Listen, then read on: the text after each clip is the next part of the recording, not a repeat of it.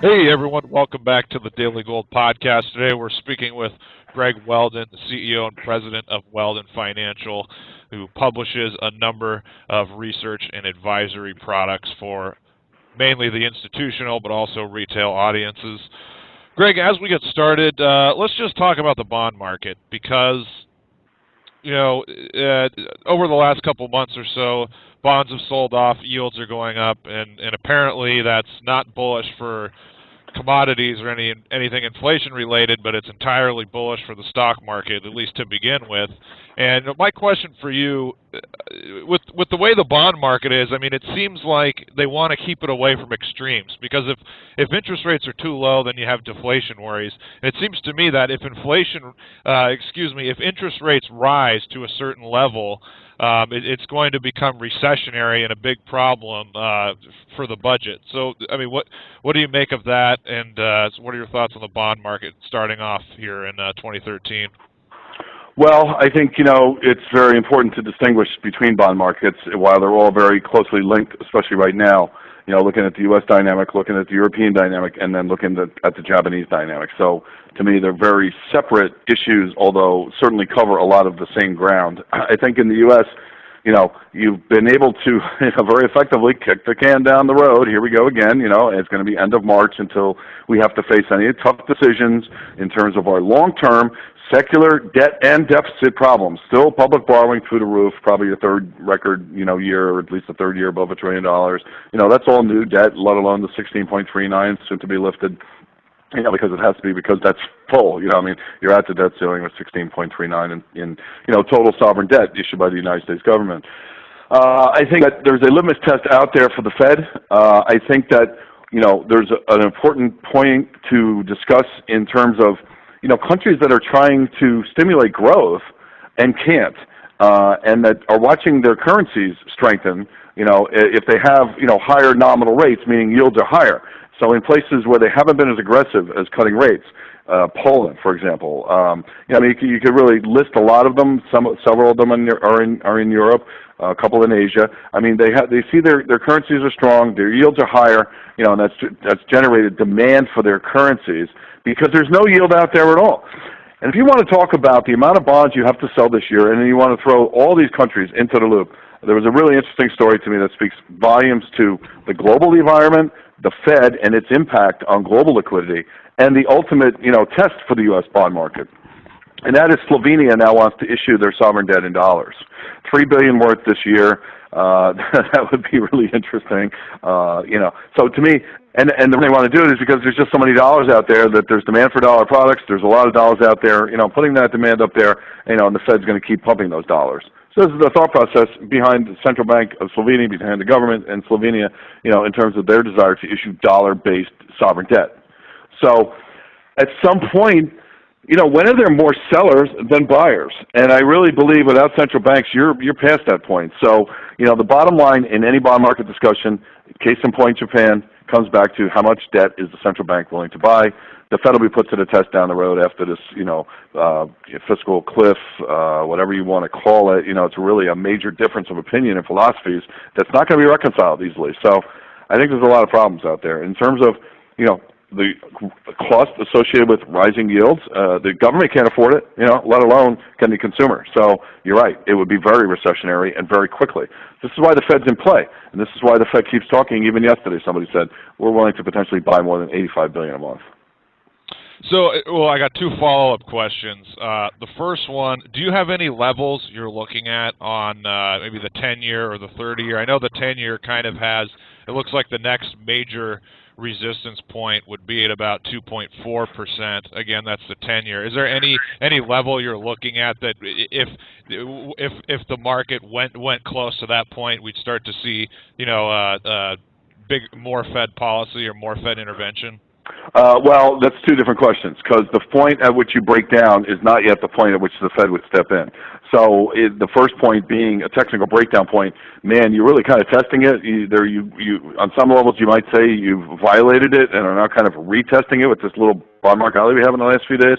I would very simply say if you look at a 30-year Treasury bond futures contract chart, it's very straightforward that a break below 144 in price on that futures contract would be technically negative, would suggest a trend reversal is underway, at least of medium-term proportion, and I think that'll be significant. In terms of where is there a level where the U.S. central bank would theoretically, come back into play, I do think, you're looking at yields, and you may be not as close as you might think. I mean, I would certainly say 3.5 yield in the in the long bond, which is your next level down in price from 144 on the futures contract.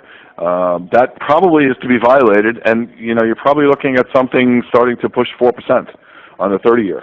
Let's keep in mind the Fed has been very clear they want the curve to flatten, and that's not going to happen if long bonds are rising, and the curve has actually steepened. So watching the yield curve is also very important because you think for the most part the short term is pinned. Now, a bigger issue would be if you saw a rise in the short end. Because if you saw the 2-year start to rise against the grain of the Fed saying we're going to pin it here, that would really tell you people are concerned about the U.S. fiscal issue. So really watching the short-term 2-year note, which is not likely to move. Okay, now my second question, as you said, they've been able to kick the can down the road. I mean, at what point, I know it's kind of a big picture question, but I guess you've already told us in past interviews that this is really a year where a record amount of bonds need to be sold and refinance and all of that. Because of that, does this become the year where central bank intervention becomes so huge that it finally starts to become inflationary? Well, it's a really good question. It's a broad question. It's a tough question. Yes, I think to all of that, because it really is 2013. You are looking at numbers in the U.S., numbers collectively in Europe, and places like Belgium. Let's not forget, you can kind of minimize the numbers in a place like Belgium where nominally it's a small amount, let's say it's $400 billion. Relative to their population, it's bigger than Italy, relative to Italy's population.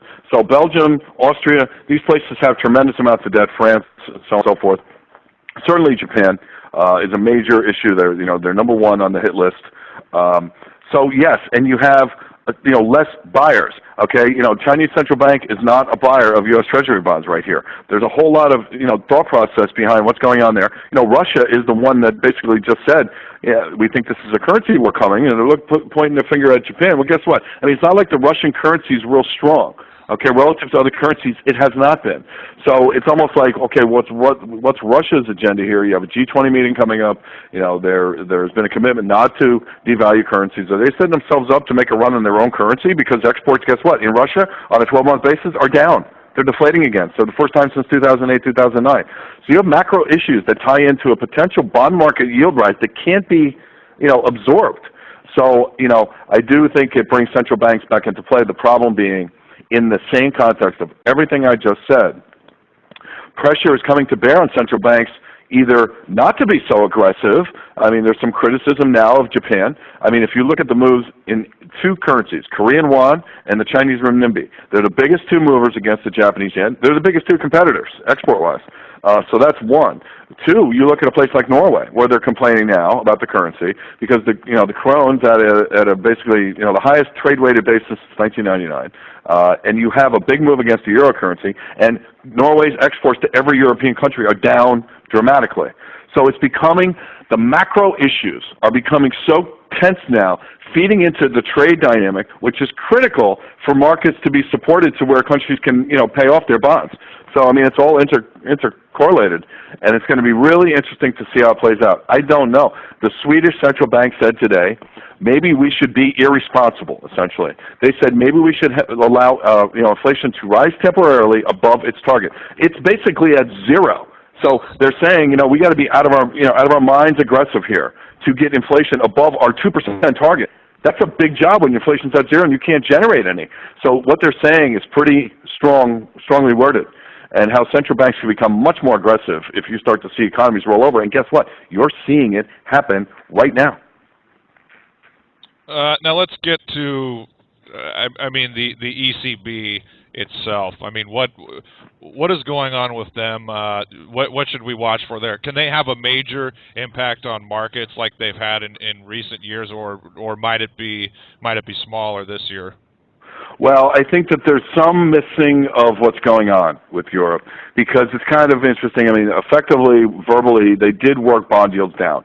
The second biggest decline in history in European bond yields was, executed by a verbal intervention by, the president of the ECB, Mario Draghi, from Italy, by the way, no coincidence, one of the biggest debtors. Successful beyond what you might have ever believed. So, stroke of genius, really, if you think about it. I mean, he accomplished everything with doing nothing. But what's really happening now is the euro currency is hardening because the ECB is, their balance sheet is contracting. So this will be problematic at some point in the future. I mean, Spain has a lot of debt to sell. Spain has all kinds of problems. I mean, you're talking about the Spanish government today, in fact, said, we will continue to bail out the Spanish roadway system because the fares, people aren't traveling enough. They raised the fares. People aren't traveling on the roads. They're not paying the fares. Revenue is going down. The government is hemorrhaging at so many levels in terms of revenue. It's not sustainable. And you're going to have a point of attack here in somewhere in 2013, and it's likely to me March, April, end of April by early May, where, all these problems that have not been solved reappear. And you're going to wake up one day and France is going to say, oh, yeah, we wanted to sell, 5 billion euros in bonds. We only sold 2.5.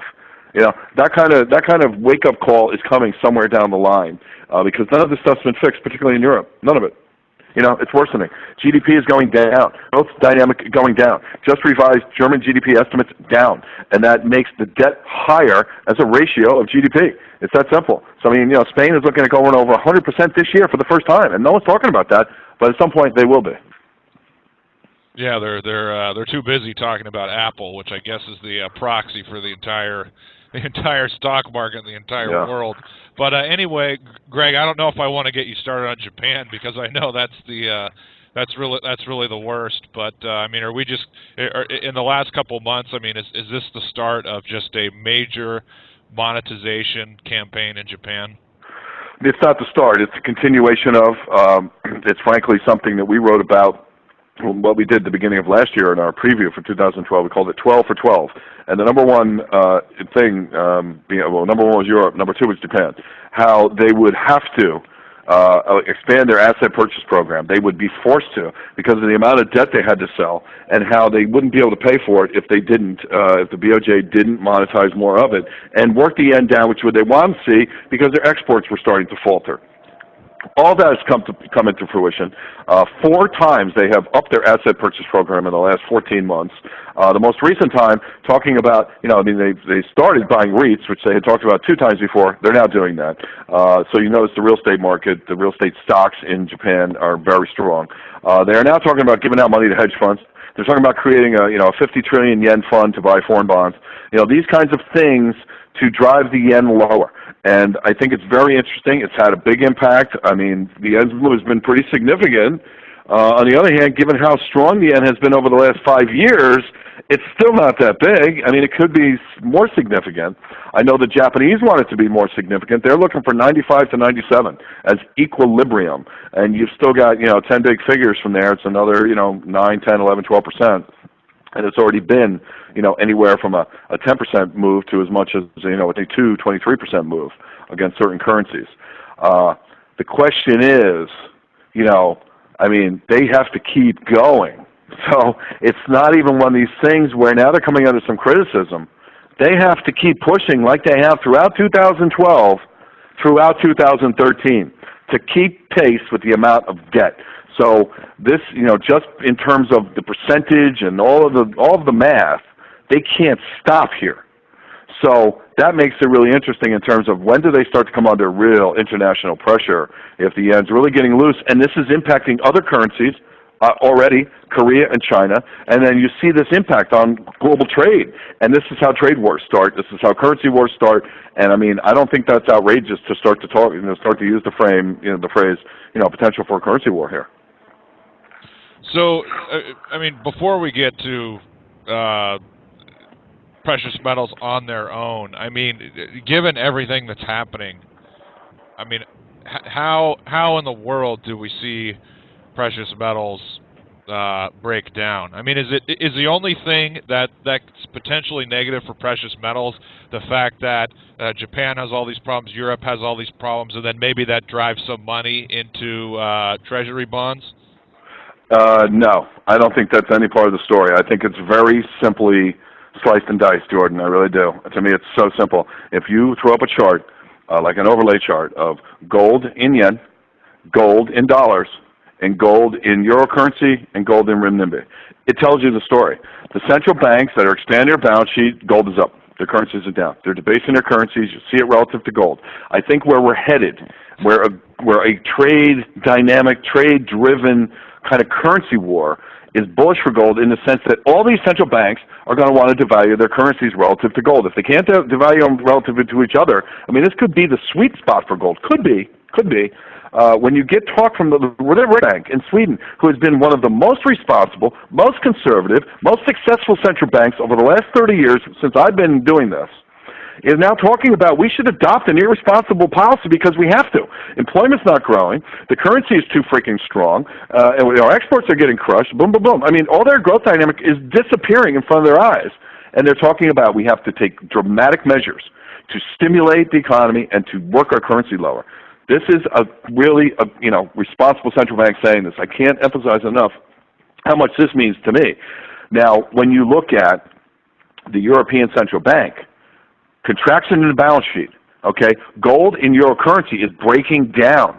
So it's really, you have such a divergence between the move in gold and yen, gold and dollar stuck in the middle. We know they're going to expand the balance sheet. They're not really doing it to the degree that, monetarily and mathematically would even equal QE2. It had to be bigger, and it's not. It's not even the same. So that's a problem. So you see gold move sideways in dollars. And gold and euro going down, gold and renminbi going down because they have high real rates that are actually rising because they're not cutting rates as fast as inflation is falling, so on and so forth. So you see it reflected in various currencies. And right now, gold is telling us the only one who's taking enough action to even consider being reflationary is Japan. Everyone else is falling behind the curve. So there's your risk of gold going down is, Europeans make a policy error here. They don't ease, they don't monetize debt, they don't do any of these things. They let the balance sheet contract, and all of a sudden bond yields are at 7%, and countries can't roll over their debt. It's not going to be bullish for gold. It's bullish for gold if the ECB steps up and starts monetizing debt and allows these countries to paper over this problem. I mean, not as easily done in a fiscal situation as it would be, to fix a banking problem, which we just did. So this is part of the problem too. You've done the easy things. You've fixed the banking issues in the U.S. You've averted a collapse in the banking systems in both the U.S. and Europe. You have not fixed the fiscal issues. You have not fixed the underlying economies related to consumer, credit, labor, and income growth in anywhere. So that's still a big problem, and that has to be reconciled. And the end game is if central banks don't play ball, gold is at risk. Everything's at risk.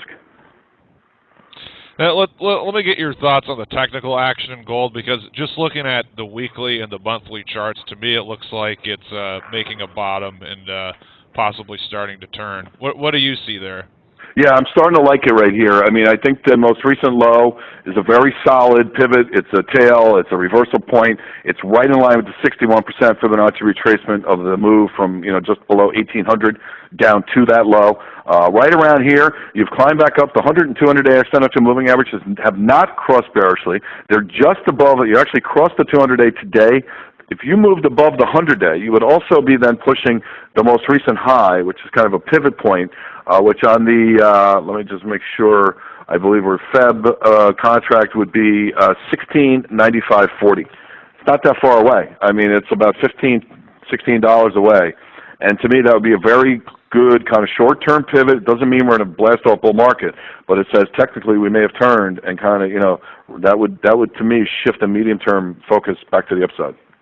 Right. If we hold where we are now, then gold hasn't, the last 2 months, obviously it tested down there in the 1620s, but it didn't close even below 1675. And if you look at the weekly chart, it tested below 1650, 1, 2, 3, 4, 4 weeks in a row, and it held above 1650. So that we've had a lot of reversal action there. So, Greg, what do you think?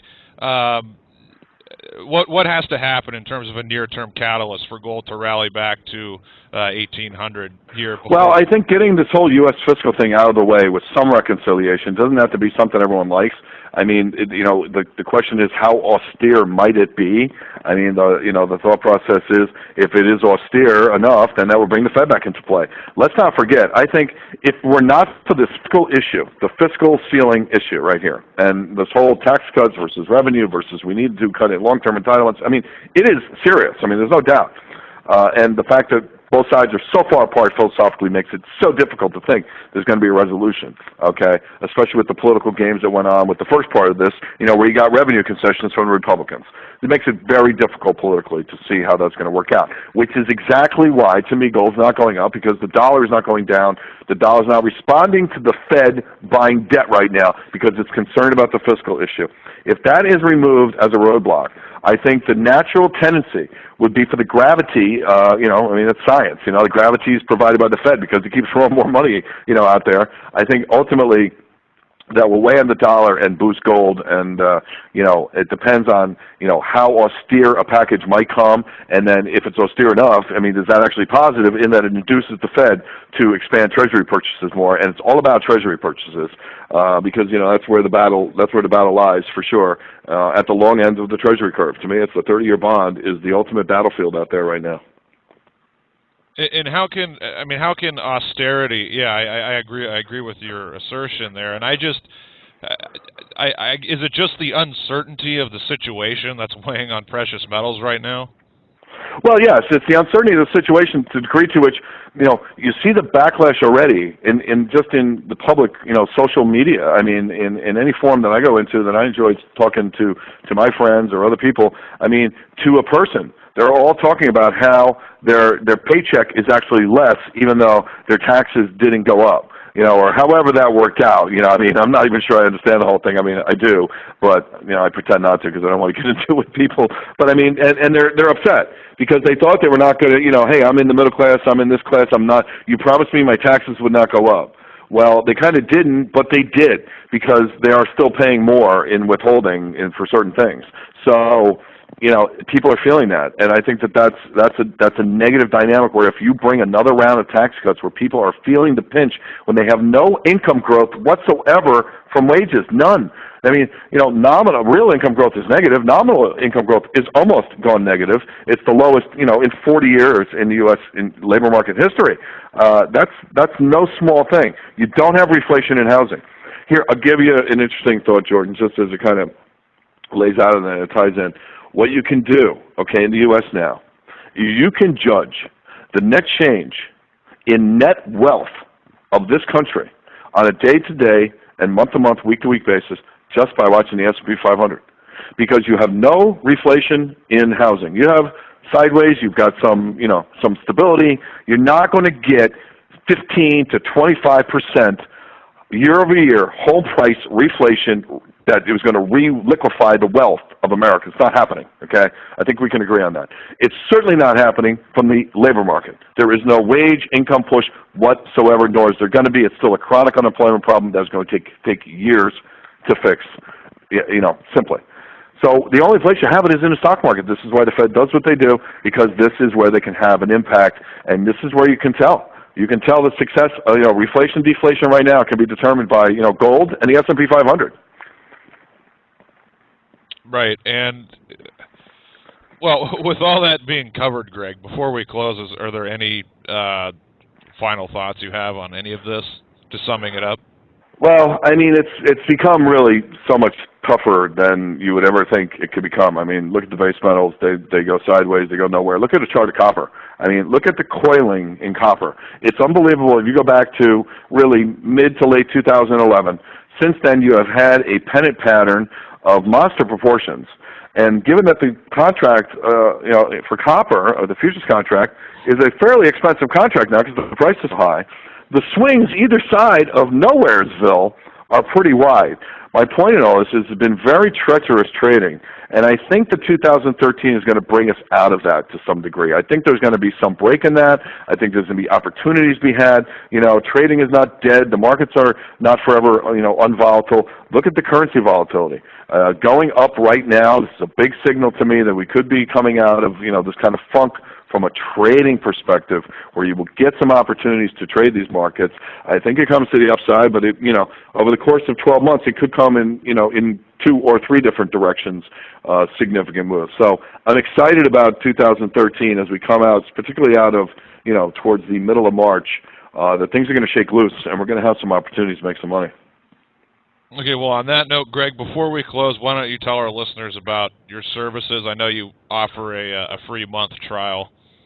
Yeah, we run a research business which offers the Money Monitor. It's a Money Monitor Live. It's a daily audio-visual product. It's charts. It's me with a pointer, not me, just my voice. Talking about the charts. We cover everything that's going on in the world. And any given day, we talked about the U.S. stock market at length yesterday with the retail sales number. Amazon, for example. We talked about China trade numbers. Russia, we talked about today. With this whole currency thing.